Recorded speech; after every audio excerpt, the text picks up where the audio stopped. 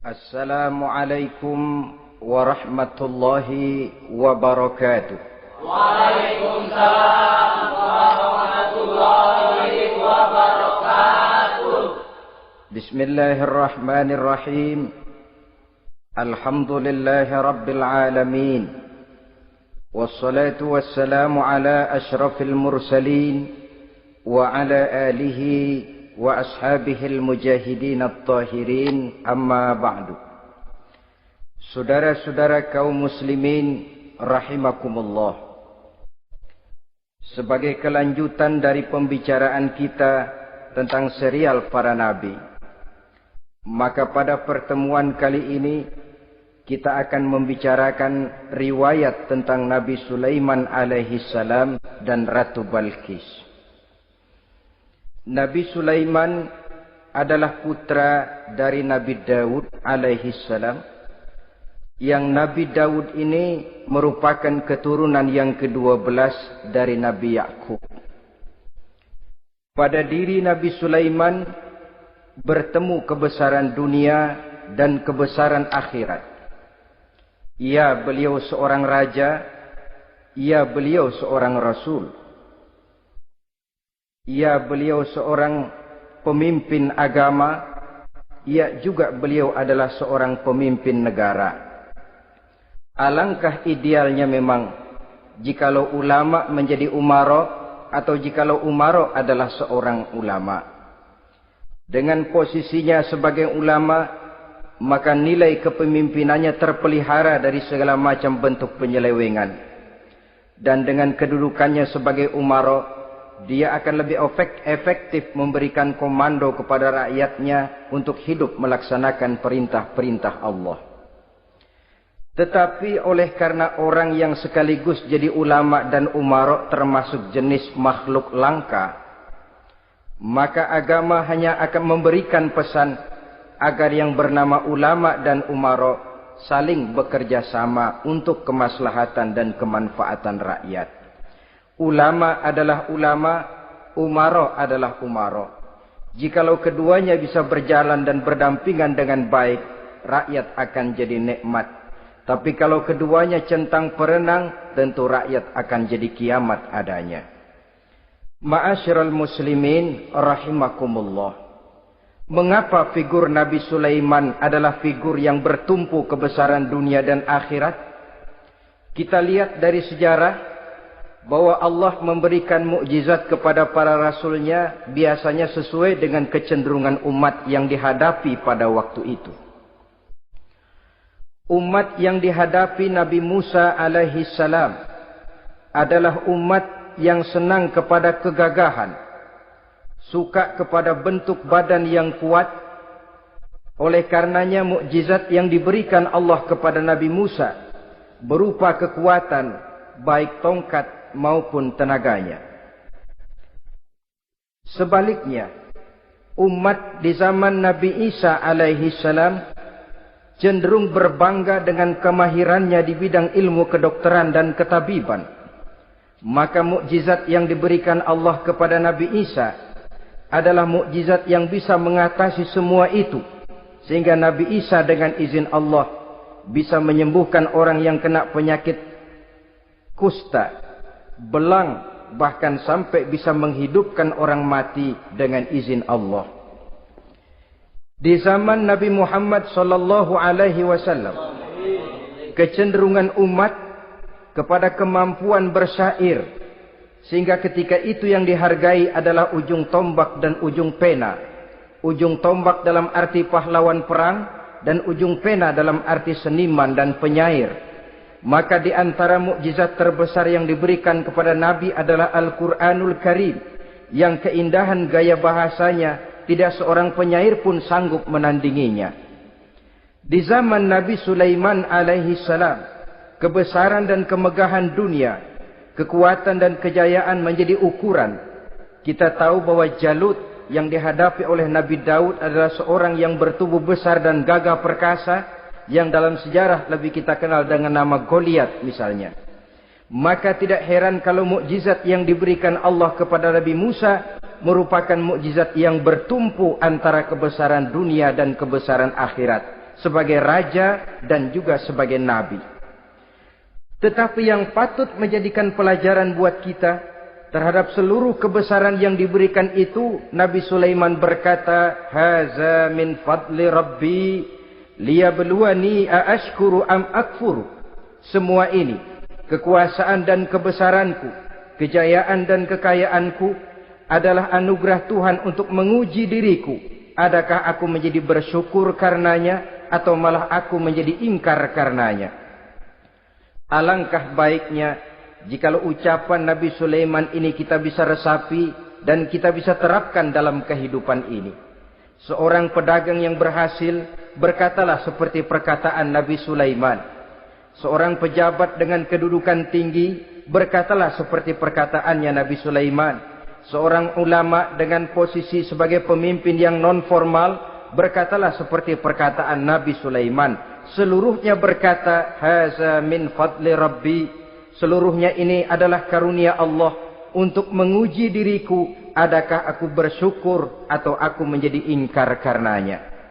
Inilah sekelumit tentang kebesaran Nabi Sulaiman alaihi salam. Pada usia 13 tahun, beliau sudah mewarisi kerajaan ayahnya Nabi Daud dengan meninggalnya Nabi Daud alaihi salam. Dan sejak itu keistimewaan Nabi Sulaiman alaihi salam sudah nampak dalam kehidupan. Beberapa keistimewaan bisa kita catat dari pribadi Nabi Sulaiman ini. Pertama, beliau cerdik, cerdas dan bijaksana. Dan tentu saja harus begitu. Kalau Rasul goblok, mana ada umat yang mau ikut. Tetapi kecerdikan dan kecerdasan serta sifat bijaksana ini nampak dari beberapa kisah yang pernah dihadapinya. Pertama, di saat beliau berumur 11 tahun, ketika itu yang menjadi raja adalah ayahnya Nabi Daud, datang mengadu seorang petani bahwa sawah ladangnya, tanaman-tanaman yang ditanamnya habis dimakan oleh binatang ternak dari tetangga di sebelahnya. Maka ia mengajukan usul agar binatang ternak yang memakan tanam-tanamannya itu diberikan saja kepadanya. Nabi Daud meluluskan permintaan petani ini, tapi Nabi Sulaiman berkata, "Ayah, maafkan saya. Kalau boleh saya mengajukan usul, jangan seluruh binatang ternak gembala itu diberikan kepada petani. Akan lebih baik kalau binatang ternak yang memakan tanam-tanamannya itu diberikan kepada si petani selama 1 tahun. Apabila ia berkembang biak, beranak, hasil susunya seluruhnya selama 1 tahun itu boleh dimanfaatkan oleh petani tadi. Dengan demikian saya rasakan ini merupakan satu yang lebih adil ketimbang yang tadi itu." Keputusan Nabi Sulaiman ini diterima baik oleh ayahnya, oleh si petani dan oleh si gembala tadi. Pada usia 11 tahun ia sudah menunjukkan kecerdikan, kecerdasan dan sifat yang bijaksana. Contoh yang kedua, ada 2 orang ibu yang pada saat akan bekerja di ladang masing-masing meletakkan bayinya di satu tempat, lalu keduanya pun asyik pergi bekerja. Sedang kedua ibu itu bekerja dengan asyiknya, datanglah seekor serigala menerkam salah seorang anak bayi tadi dan kemudian dibawanya.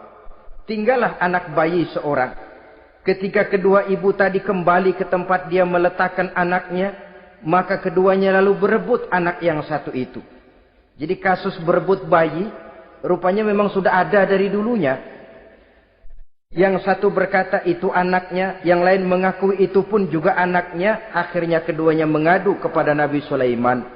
Masing-masing ngotot, tidak ada yang mau mengalah. Akhirnya kata Nabi Sulaiman, "Kalau kamu berdua tidak ada yang mau mengalah, sudahlah begini saja. Berikan bayi itu kepada saya, akan saya belah 2 supaya adil. Masing-masing kamu bawa sarang sepotong." Ibu yang seorang berbinar matanya, kelihatannya gembira dengan keputusan itu. "Saya setuju Nabi Sulaiman, ini keputusan yang sangat adil. Betul, belah 2 saja bayi itu." Tapi ibu yang seorang malah berurai air matanya, membasahi pipinya.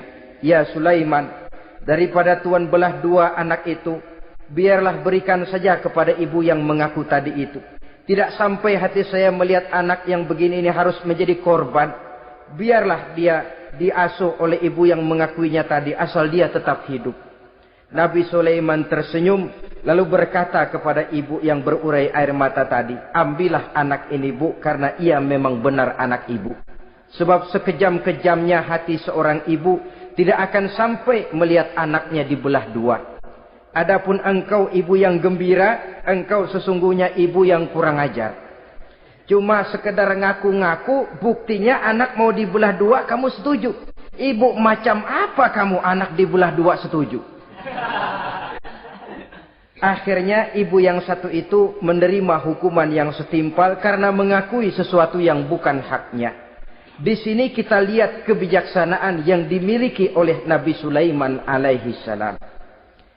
Bukti yang ketiga, pada waktu beliau mengadakan jihad fi sabilillah, beliau mengadakan mobilisasi dana. Tidak cuma manusia, binatang seluruhnya ikut memberikan sumbangan. Ketika datang gajah, gajah nyumbang kerbau. Datang kerbau, kerbau nyumbang kambing. Datang kambing, kambing nyumbang ayam. Datang ayam nyumbang burung. Datang burung nyumbang balang. Datang balang nyumbang semut. Gajah yang nyumbang kerbau ngelihat balang nyumbang semut ketawa. "Hei semut, balang, Nabi Sulaiman kamu berikan semut untuk apa kayak gitu kecilnya? Liatin dong saya nyumbang kebo," kata gajah. Nabi Sulaiman tersenyum seraya bersabda, "Al-hadiyatu biqadril muhdi." Pemberian itu memang sesuai dengan kemampuan orang yang memberi. Kalau gajah nyumbang kerbau itu wajar saja. Gajah besar sumbangannya pun besar. Sebaliknya kalau balang nyumbang semut itu juga memang pantas. Balang kecil sumbangannya pun kecil. Yang tidak wajar kalau ada balang mau nyumbang kerbau, ada gajah nyumbang semut. Di sini kelihatan watak yang bijaksana dari Nabi Sulaiman alaihi salam. Ini merupakan ciri keistimewaannya. Setiap rasul dibekali dengan sifat ini yang namanya sifat fatonah. Cerdik, cerdas, dan bijaksana. Yang ini memang merupakan mukjizat. Kecerdasan seorang rasul tidak merupakan hasil sekolahan, tapi merupakan bimbingan wahyu semata-mata, dan ini yang tidak bisa ditandingi oleh manusia.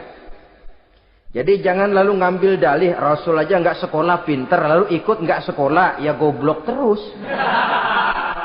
Itu khususiat kok. Sifat yang namanya fatona itu merupakan bimbingan daripada wahyu. Adapun manusia, jikalau dia mau cerdik, jikalau dia mau cerdas, jikalau dia mau bijaksana, dia harus belajar. Ya lewat bangku sekolah, ya lewat teman bergaul, ya lewat bertanya kepada orang-orang pandai, atau autodidak dengan hidup banyak membaca dari kehidupan ini. Dengan demikian nilai kecerdikan, kecerdasan dan kebijaksanaannya akan bisa meningkat adanya. Ini keistimewaan pertama. Keistimewaan yang kedua, Nabi Sulaiman diberikan kekuasaan oleh Allah sehingga bisa menguasai angin, jin, bahkan juga mengerti segala macam bahasa binatang.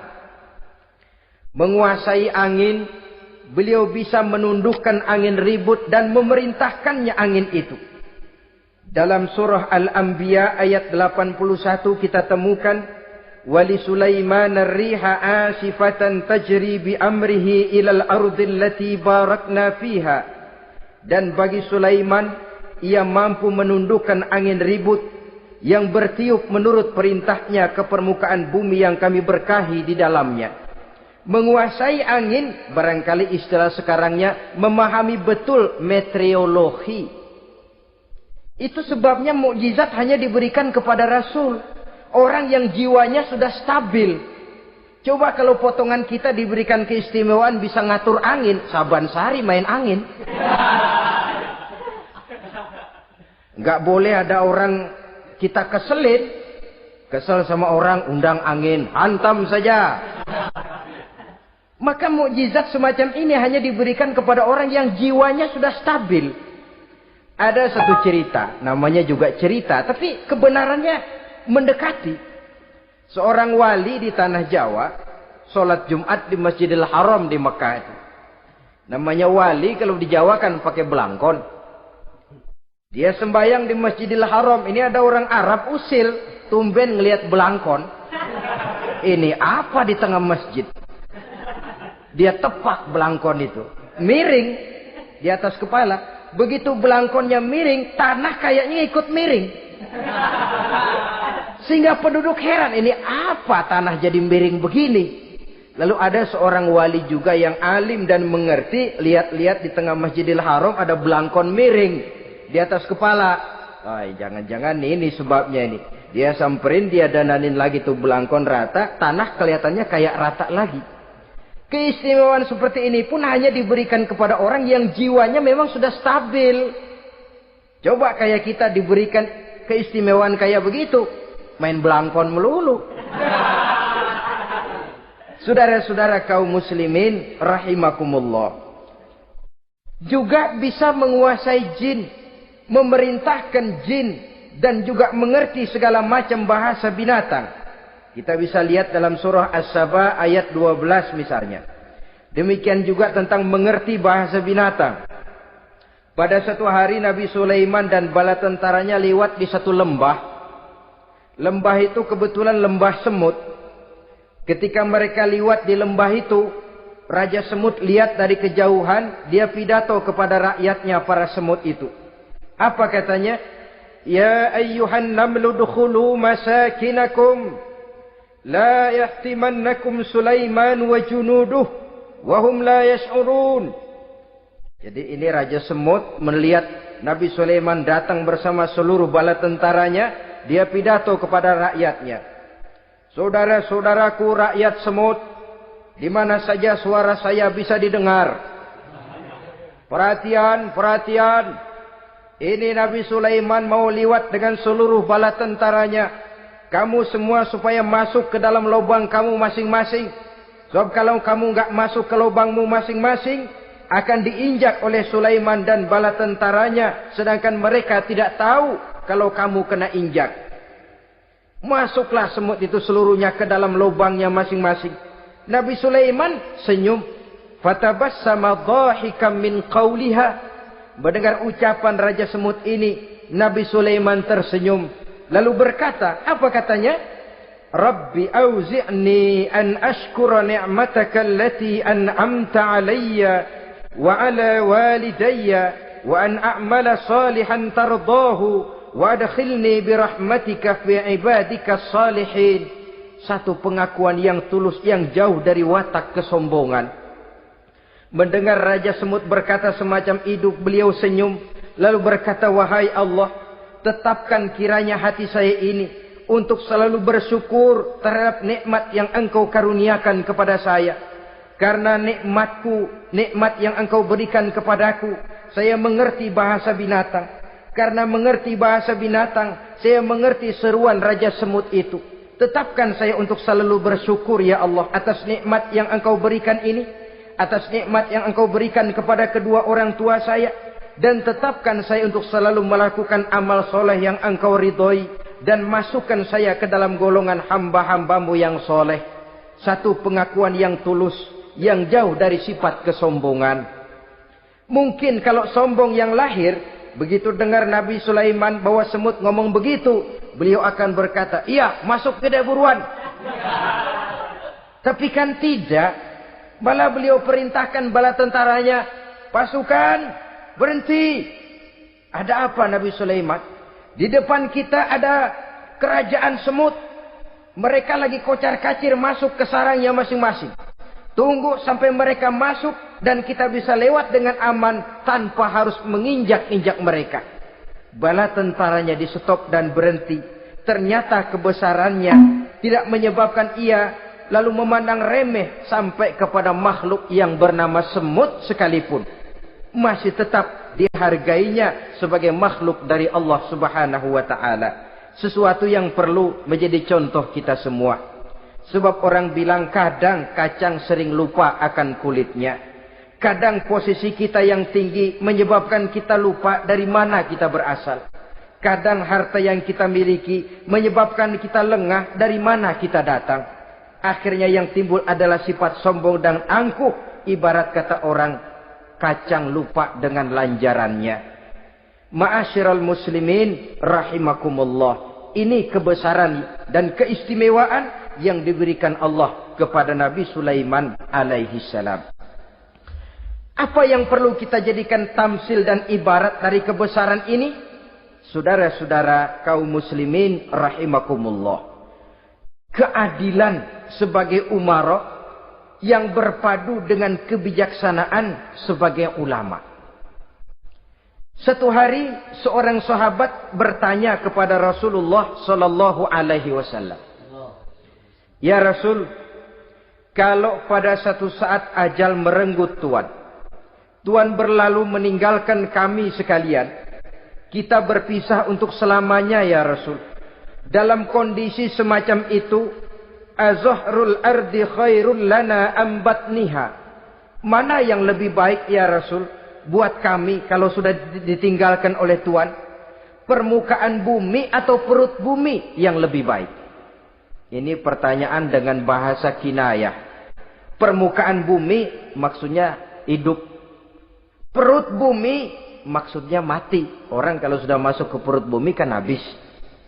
Ya Rasul, kalau engkau sudah tidak ada meninggalkan kami semua, mana yang lebih baik buat kami, hidup atau mati? Bukan main pertanyaan ini. Di satu sisi menggambarkan cintanya sahabat kepada Nabi. Sehingga kalau tidak bisa mati bersamaan, biarlah mati beriring saja. Di lain pihak juga mencerminkan bingungnya sahabat kalau sudah ditinggalkan oleh Rasul. Atas pertanyaan ini, apa jawab Rasul? Kamu enggak usah khawatir.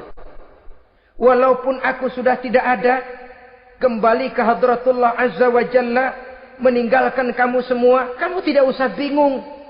Dengan syarat, idza kana umaraukum khiyarukum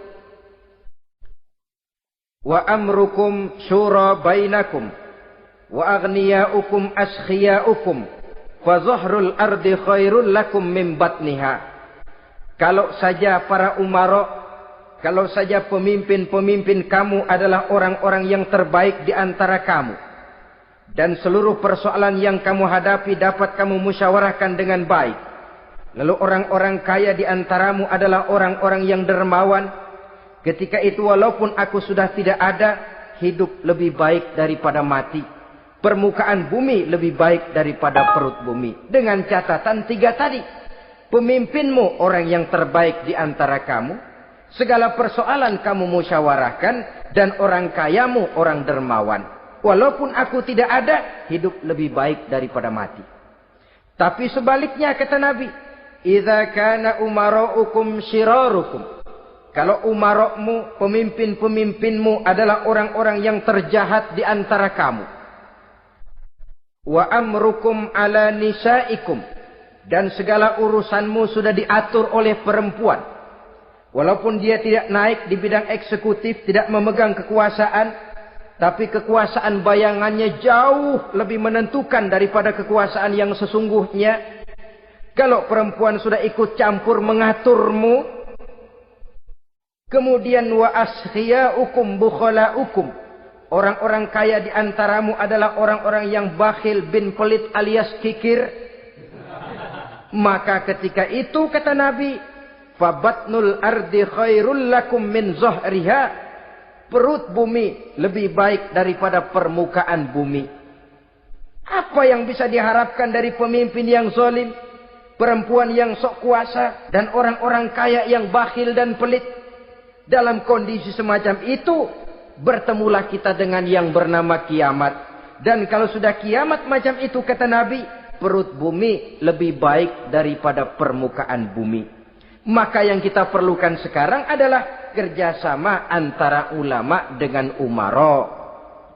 Ulama bukan umara, umara pun bukan ulama. Harus saling kerjasama dan jangan saling memperalat. Kerjasama menurut bidangnya masing-masing menjadi yang terbaik di bidangnya.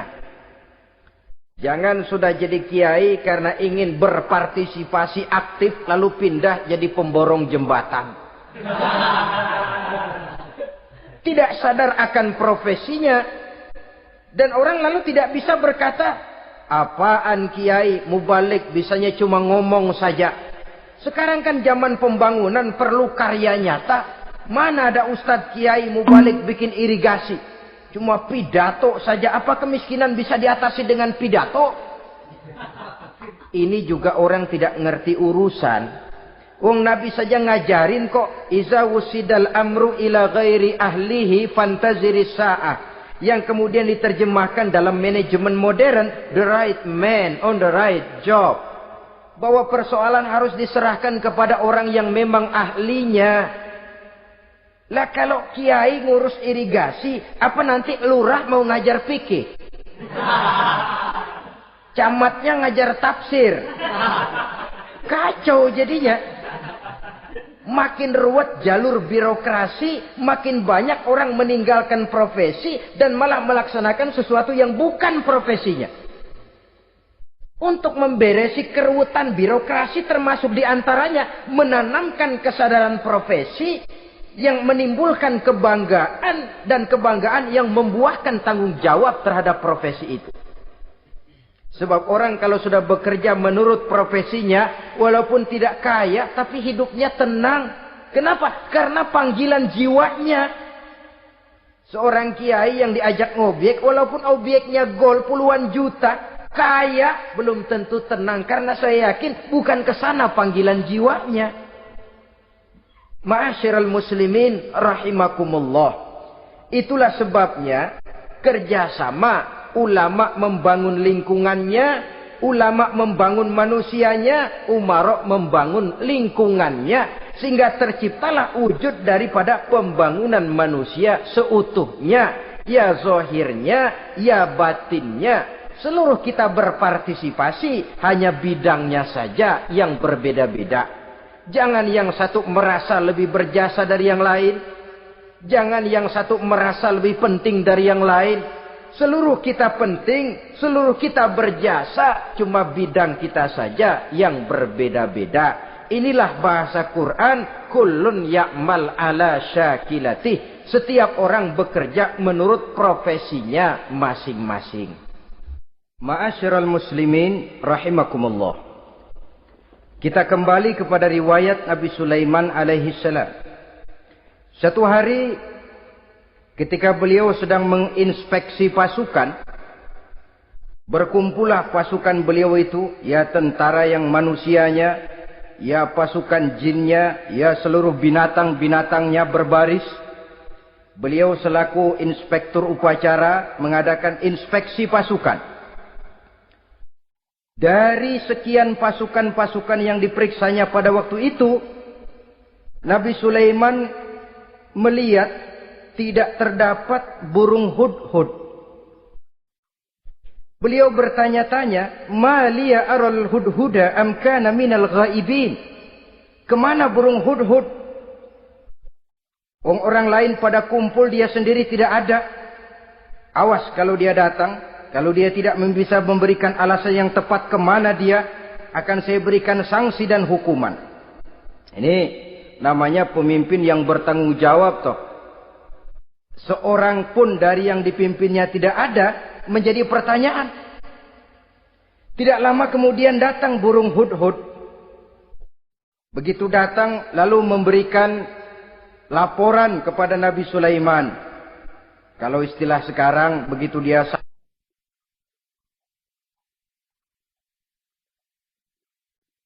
sampai berdiri hormat, lapor, kata hudhud ini.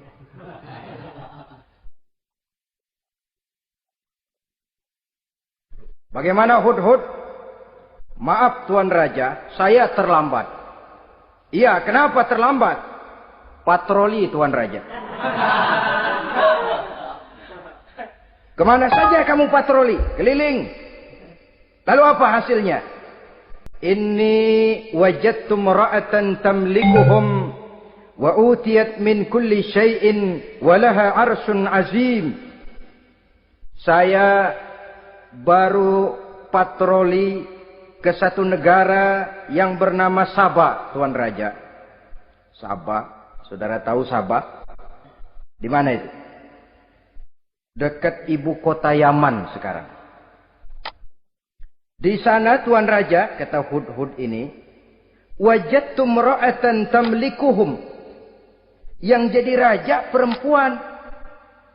Kalau Tuan raja besar, Tuan orang laki. Ayah Tuan raja besar, Nabi Daud, laki. Ini mah model Tuan raja. Orangnya rajanya raja besar tapi perempuan. Tumben saya ngelihat ada raja perempuan. Kerajaannya begitu besar. Begitu. Iya. Lalu dia jadi raja bagaimana? Ya mewarisi kerajaan ayahnya Sri Baginda Raja Sarahil. Ketika ayahnya wafat, dia naik. Walaha arsun azim. Singgasananya besar, bagus, antik Tuan Raja. Terus bagaimana lagi? Wajadtuha wa qaumaha yasjuduna lisyamsi min dunillah. Yang jadi pikiran saya Tuan Raja, dengan kekuasaan yang besar, mereka itu seluruhnya, seluruh bala tentaranya dan kaumnya, yasjuduna lisyamsi. Mereka menyembah matahari, bukan menyembah Allah. Mendengar ini Nabi Sulaiman tergerak hatinya. Waktu mendengar rajanya perempuan, kekuasaannya besar, belum tergerak. Tapi ketika sampai kepada yasjuduna lisyamsi, mereka sujud kepada matahari, di situ pribadi seorang rasulnya tergerak. Siapa nama ratu itu? Namanya Ratu Balkis Tuan Raja. Begini Hudhud, laporan kamu saya terima. Alasan kamu datang terlambat bisa dipertanggungjawabkan. Kamu tidak kena hukuman. Cuma begini saja Hudhud, karena kamu yang laporan, kamu yang tahu lokasi negaranya, kamu yang harus melaksanakan tugas ini. Apa Tuan Raja? Idhab bi kitabi hadza fa'alqih ilaihim. Kamu berangkat lagi ke negeri Sabah, bawa surat saya, berikan kepada mereka. Thumma tawalla anhum. Kemudian kamu berpaling dari mereka, tapi jangan pulang. Fanzur madza yarji'un. Lihat apa reaksi mereka setelah menerima surat ini. Baik Tuan Raja, baik. Nabi Sulaiman menulis sepucuk surat kepada Ratu Balkis, dan surat itu dibawa oleh burung Hudhud tadi. Terbanglah si burung Hudhud ini ke negeri Sabah, masuk ke istana Ratu Balkis, dan surat itu jatuh di kamar Ratu Balkis. Diambil surat tadi, kemudian dibaca. Apa isi suratnya? Innahu min Sulaiman wa innahu bismillahirrahmanirrahim. Alla ta'lu alayya wa'tuni muslimin. Surat ini dari Sulaiman. Bismillahirrahmanirrahim. Jangan kamu merasa lebih tinggi dari aku. Datanglah kepadaku dan masuk ke dalam agama Islam. Suratnya singkat, padat, ultimatum. Jadi enggak pakai bahasa kembang, enggak pakai bahasa basi, langsung kepada isi. Surat ini dari Sulaiman. Bismillahirrahmanirrahim. Jangan kamu merasa lebih tinggi dari aku. Datanglah kepadaku dan masuklah ke dalam agama Islam. Ini yang disebut dakwah langsung tanpa pakai kembang. Saudara-saudara, menerima surat semacam ini, Ratu Balkis lalu ngumpulin para pembantu kerajaan, aparat pemerintah lah zaman sekarang. Termasuk menteri-menteri dipanggil, sidang darurat di istana Ratu Balkis, membahas datangnya surat dari Nabi Sulaiman alaihissalam. Tuan-tuan para menteri, bagaimana Sri Ratu? Saya dapat surat. Dari mana? Dari Sulaiman. Katanya apa? Jangan kamu merasa lebih hebat dan lebih tinggi dariku. Datanglah kemari dan masuklah ke dalam agama Islam. Menurut pendapat tuan-tuan menteri, bagaimana surat ini? Apa kita penuhin permintaannya? Kita datang rame-rame masuk Islam? Oh, kata menteri, jangan dulu tuanku. Gengsi dong. Kita ini kan kerajaan besar. Tentara kita gagah. Masa mau menyerah tanpa syarat? Soal nanti kita kalah atau menang itu soal lain, Tuan Perdana Menteri, Tuan Ratu. Tapi bahwa kita punya harga diri itu harus kita tunjukkan lebih dulu. Jadi menurut Tuan Menteri bagaimana? Kami sih nunggu komando Tuan Putri saja. Artinya kalau boleh perang saja. Cuma mau duluin takut dikira nyelongcong. Kami sih gimana komando Tuan Ratu saja. Tuan komandokan berangkat, kami segera berangkat. Terserah Tuan Putri, kami seluruhnya loyal, taat dan setia menunggu titah dari Sri Paduka Ratu. Terima kasih para menteriku. Soal kesetiaanmu saya tidak meragukan. Tapi perang dimanapun selalu membawa kerugian. Kita menang rugi, tentu jatuh korban. Apalagi kalau kita kalah. Dan raja-raja yang mengalahkan negeri-negeri lain selalu membawa kehinaan kepada negeri yang dikalahkannya. Jadi bagaimana? Sekarang begini saja. Kita ambil jalan tengah. Lalu diplomasi dulu. Diplomasi macam apa Tuan Ratu? Kita kirim utusan kepada Nabi Sulaiman. Dari sana nanti kita lihat reaksinya. Saya memang selama ini sudah dengar siapa itu Nabi Sulaiman. Katanya orangnya masih muda, masih bujangan, bijaksana, kekuasaannya besar, tentaranya hebat. Cuma kan baru berita, kita cek. Jadi diplomasi macam apa Tuan Ratu?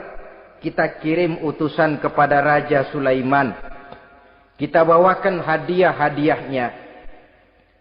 Yang mahal-mahal, mewah-mewah, menarik. Pokoknya yang terbaik di negeri kita, berikan kepadanya. Lihat reaksinya. Kalau dia tergiur dengan hadiah itu, dia raja. Bukan nabi. Tapi kalau dia menolak hadiah itu, dia memang nabi. Dan apa reaksi kita nanti tergantung sikap Nabi Sulaiman. Aha, kalau begitu setujulah Ratu. Itu memang bijaksana. Diplomasi dulu. Iya, jangan datang-datang main perang aja loh. Perang sih gampang. Tapi ini kan ada meja perundingan. Sepanjang masih kita bisa menempuh jalan damai, damai saja dulu. Baik, maka diaturlah satu barisan diplomasi untuk menuju Palestina, kerajaan Nabi Sulaiman alaihi salam. Rombongan terdiri dari 500 orang laki-laki dan 500 orang perempuan. Yang laki ganteng, yang perempuan cantik. Yang laki dikendarai dengan kuda-kuda pilihan, dan yang perempuan dikendarai dengan keledai-keledai pilihan. Kuda dan keledai pun dihiasi begitu rupa. Pelanaknya yang terbagus dilapis dengan sutra. Sedangkan bawaan-bawaannya tidak lain daripada intan, berlian, mutiara, jamrud, yakut, kesturi. Yang dilapis dengan sutra tenun yang asli. Pendeknya hadiah yang serba wah. Dan rombongan ini dipimpin oleh seorang diplomat ulung dari negeri Sabah bernama Munzir bin Amru. Ini ahli diplomasi dari negeri Sabah.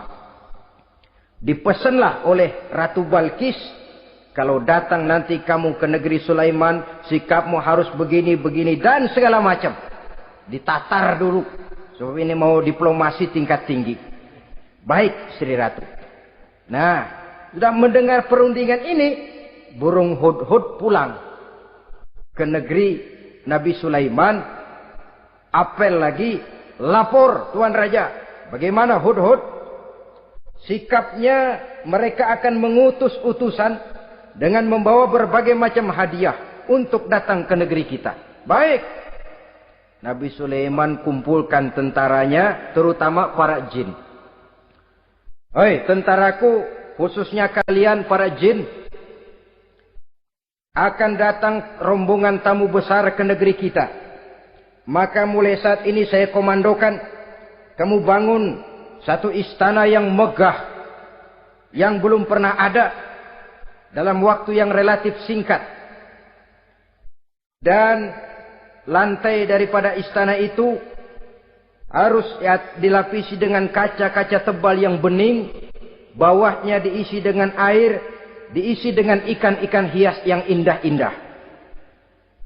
Baik Tuan Raja. Maka tentara Nabi Sulaiman, sejak manusia sampai binatang sampai jin, semuanya kerja bakti membangun istana yang megah. Sehingga sebelum rombongan kerajaan Sabah ini sampai, istana sudah selesai. Mereka masuk ke dalam istana Nabi Sulaiman. Begitu melihat lantainya gemerlapan air, masing-masing pada ngangkat kain. Takut kainnya basah. Waduh, ini istana kebanjiran begini pikiran.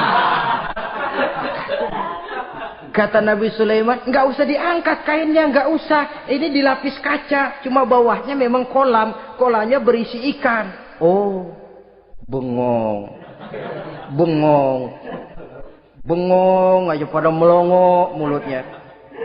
Saudara-saudara, jadi persis orang yang tinggal di puncak gunung datang ke tengah-tengah kota. Kan noraknya minta ampun. Apaan aja ditunjuk. Apaan aja dilihat, apaan aja ditunjuk. Ini ya, itu ya, wah. Wah, sudah semuanya serba wah. Jadi kalau istilah tingkat diplomasinya, mereka sudah kalah mental. Dan itu sudah kemenangan pertama dari Nabi Sulaiman. Sudah shock. Mereka merasa negeri Sabah kaya, luar biasa, hebat. Begitu datang ke negeri Sulaiman, mereka jadi orang norak kayaknya. Sudah kumpul, nah selamat datang tuan-tuan ke negeri kami. Ada pesan apa? Majulah Munzir bin Amru. Tuan Sulaiman, bagaimana? Kami diutus oleh Sri Baginda Ratu Balkis untuk menyampaikan hadiah-hadiah yang kami bawa ini. Intan, berlian, yakut, jamrud, kesturi, dan barang-barang mahal lainnya. Mudah-mudahan Tuan bisa menerima dengan senang hati. Nabi Sulaiman tersenyum. Lalu beliau berkata, Atumiddunani bimalin, fama atani Allahu khairun mimma atakum. Kamu mau memberikan saya seluruh hadiah-hadiah permata intan ini, padahal apa yang telah diberikan Allah kepada saya jauh lebih baik dari apa yang telah diberikannya kepadamu. Kamu merasa bahwa saya kekurangan semua ini? Ketahuilah tuan-tuan, saya punya lebih banyak dari apa yang tuan-tuan berikan sekarang ini. Irja' ilaihim, bawa pulang kembali seluruh hadiah ini. Sampaikan salam saya kepada ratumu, Ratu Balkis. Falana'tiyannahum bijunudin la qibala lahum biha. Kalau mereka tetap tidak mau datang menyatakan keislaman, kami yang akan datang ke sana dengan seluruh bala tentara kami yang mereka pasti tidak akan sanggup menghadapinya. Saudara bisa baca dalam surah An-Naml ayat 36. Saudara hadirin ma'asyiral muslimin rahimakumullah. Kalau orang sudah silau dengan yang namanya upeti, hadiah, harta, secara mental dia sudah jatuh.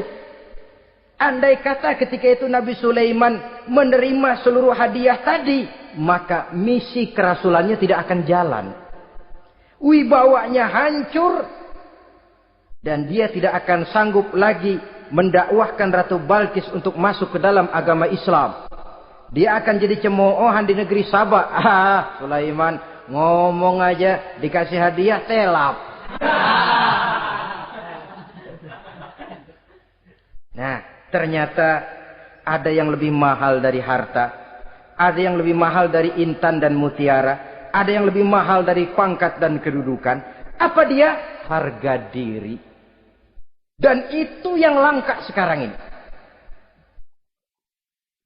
Lebih baik jalan kaki tapi kita bebas mendongakkan kepala kemanapun kita mau, daripada naik mobil empuk tapi mata nunduk saja nggak berani lihat ke atas. Kehilangan harga diri. Ulama yang kehilangan harga diri akan menyelewengkan ayat. Pejabat yang kehilangan harga diri akan melakukan segala macam penyelewengan.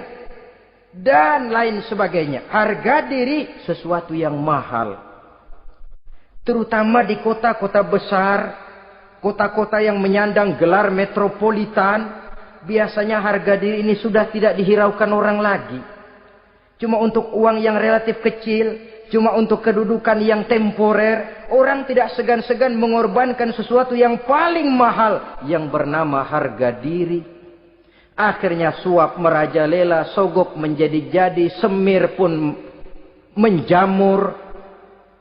Bahkan malah kadang-kadang jadi target.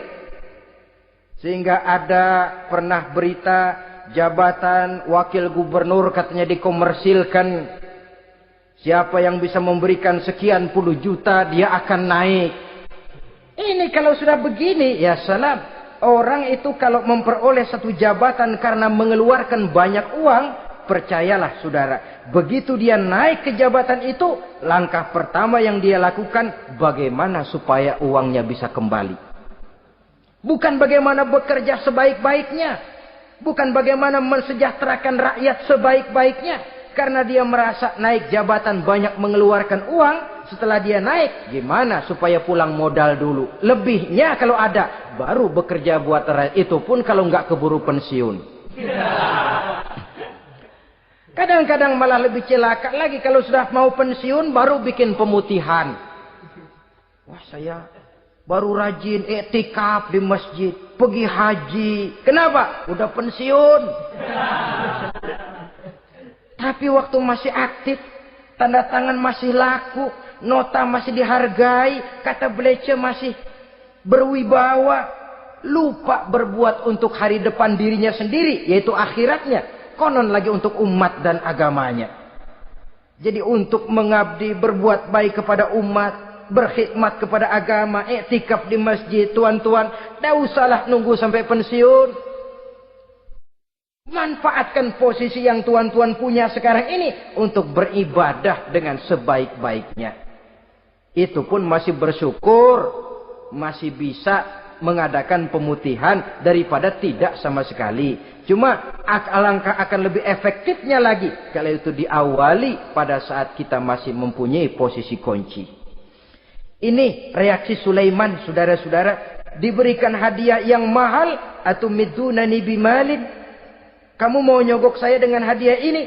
Yang diberikan Allah lebih hebat dari yang kau bawa sekarang ini. Apa yang saya cari? Oleh Allah saya telah diberikan sesuatu yang lebih besar dari yang kau bawa. Sudah, bawa pulang saja. Sampaikan salam kepada ratumu. Kalau dia tetap ngotot tidak mau kemari, saya yang akan datang ke sana dengan seluruh bala tentara yang saya yakin sampean akan kewalahan ngadepinnya. Pulang, sampaikan salam saya, bawa seluruh hartamu. Diplomasi tahap pertama menang total. Utusan Raja Sabah sudah kalah mental, kalah juga fisik. Pulanglah mereka dengan membawa kembali seluruh hadiah yang mereka ingin sampaikan tadi. Bisa dibayangkan mentalnya, ya. Sama juga kita sudah punya niat ingin memberikan, menyogok seseorang, tahu-tahu yang mau disogok nggak nerima, pulang kayaknya muka kan belipet. Sulit ketemu orang. Jadi perasaan kita orang pada ngetawain aja. Padahal orang mah nggak tahu persoalannya. Itu sikap mental sendiri itu.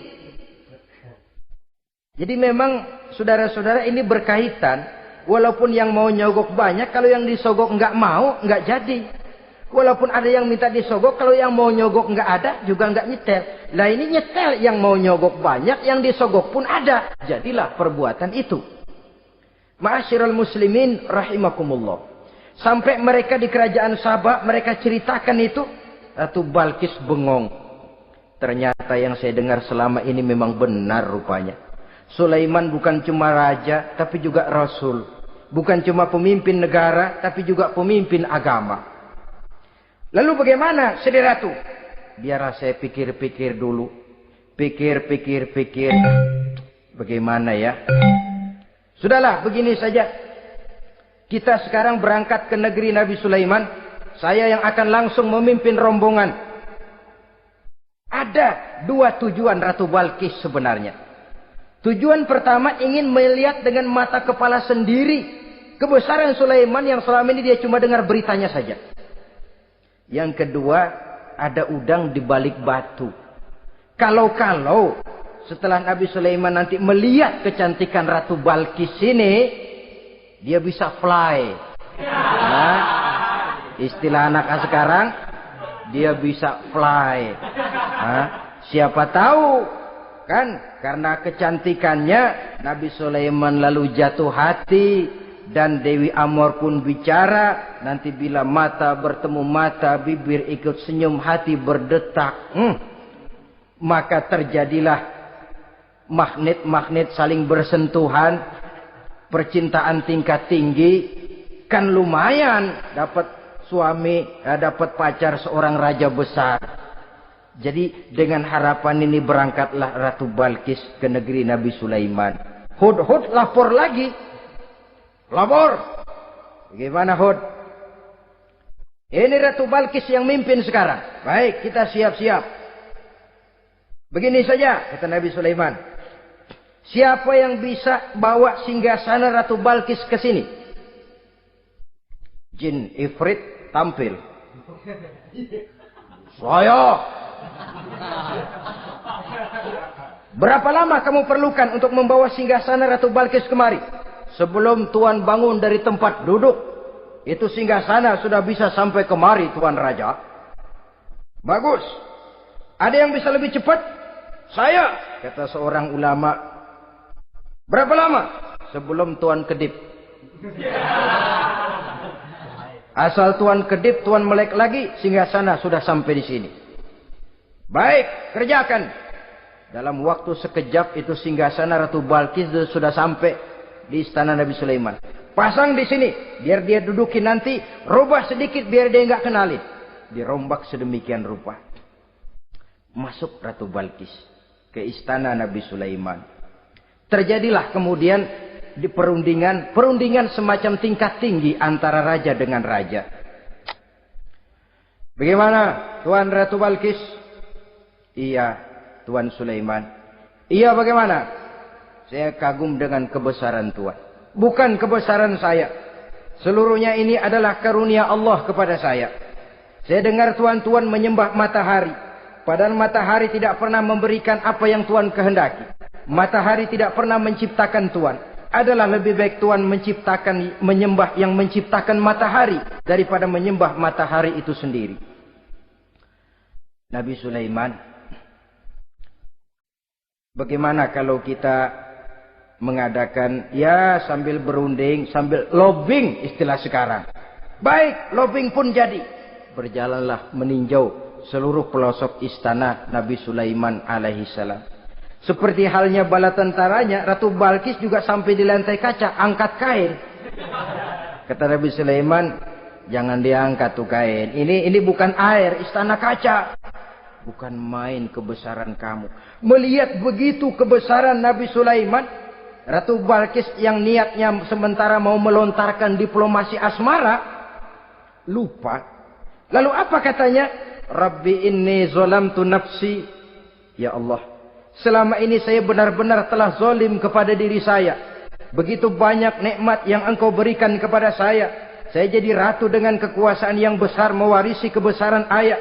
Dengan kerajaan dan bala tentara yang gagah perkasa. Bukan saya bersyukur kepadamu, malah saya menyembah matahari. Inni zolamtu nafsi. Sungguh saya telah zolim kepada diri saya. Maka mulai sejak saat ini, aslamtu ma'a Sulaiman lillahi rabbil alamin. Mulai sejak saat ini ya Allah, saya nyatakan diri, saya masuk Islam, bertuhankan Allah Rabbul Alamin. Saya tunduk kepada Nabi Sulaiman alaihi salam.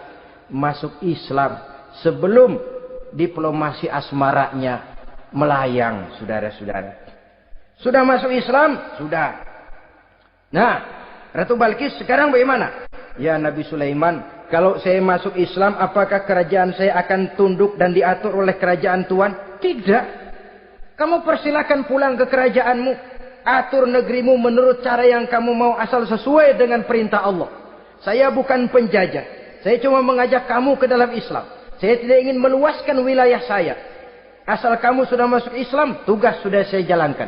Perkara kerajaanmu, kau pulang, kau atur, dan kau tetap jadi raja. Jangan merasa kalau sudah masuk Islam, lalu kerajaanmu saya caplok. Islam bukan penjajah, Ratu Balkis. Baiklah, Nabi Sulaiman, saya tahu. Tapi untuk melanggengkan kerjasama antara kerajaan Sabak dengan kerajaan Tuhan, caranya bagaimana? Mulai ngojok-ngojok. Dia nggak bilang, lu demen aja deh sama gue. Enggak. Cuma untuk jangka panjang. Jangka panjangnya Sulaiman. Supaya kita tetap bisa kerjasama, caranya bagaimana? Ya supaya kerajaan berumur panjang, kau harus punya keturunan. Kata Nabi Sulaiman. Itu kan berarti saya harus nikah. Memang. Tapi saya ratu.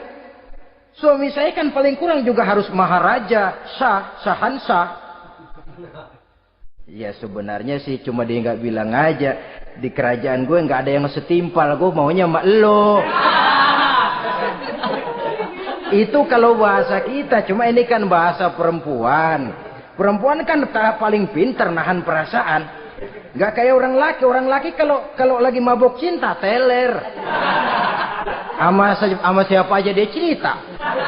Gue kan lagi demen sama si Ano. Lain sama perempuan, dia paling bisa jaga perasaan. Saya kalau begitu, saya harus kawin dengan maharaja. Ya kamu tinggal pilih saja, kata Nabi Sulaiman. Nabi Sulaiman, ini Perdana Menteri udah pada mesem-mesem, udah paham ke arah mana maksudnya. Bagaimana kalau kita kukuhkan saja dua kerajaan ini, Nabi Sulaiman? Saya pun setuju kalau itu kamu punya mau. Wah, ini Perdana Menteri takbir semua. Allahu Akbar, Alhamdulillah, Alhamdulillah. Sampai akhirnya Nabi Sulaiman pun menikah dengan Ratu Balkis. Bergabunglah dua kerajaan besar itu. Saudara-saudara kaum muslimin rahimakumullah.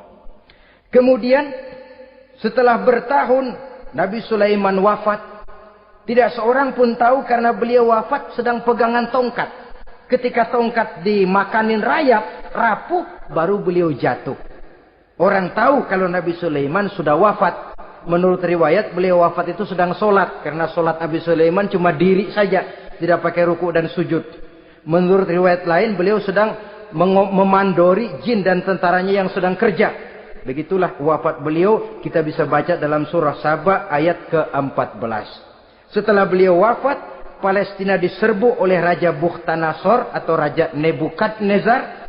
Seluruh kebesaran Sulaiman di bumi hanguskan. Istananya dihancurkan. Intan permata dan kekayaan beliau dirampok. Dan tinggallah kebesaran Sulaiman cuma legenda saja. Yang kita kenal dengan istilah Haikal Sulaiman. Legenda. Riwayat-riwayat yang sampai sekarang ini masih bisa kita telusuri kebenarannya. Saudara-saudara, inilah pertemuan yang singkat ini. Walaupun serba singkat, mudah-mudahan ada manfaatnya. Dengan kesimpulan, seluruh anugerah yang ada pada kita hakikatnya karunia Allah. Marilah kita menjadi orang yang pandai bersyukur atas anugerah itu. Terima kasih atas segala perhatian. Mohon maaf atas segala kekurangan. Usikum wa nafsi bitaqwallah. Wassalamualaikum warahmatullahi wabarakatuh. Waalaikumsalam.